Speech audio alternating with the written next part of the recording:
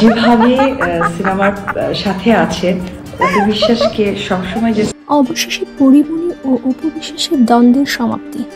একসময় পরিমণি ও অপু বিশ্বাসের মধ্যে ভালো বন্ধুত্ব ছিল এবং অপু বিশ্বাস পরীকে তার ছোট বোন হিসেবে দেখতেন। তার উদ্দেশ্যে কিছু বলবেন? I love you. অবশেষে অতীতের সব কিছু ভুলে আবারও দুজন এক হয়ে গেলেন।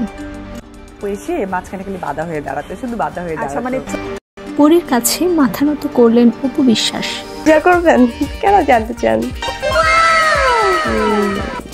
হ্যাঁ, আমি ভুলে গেছি।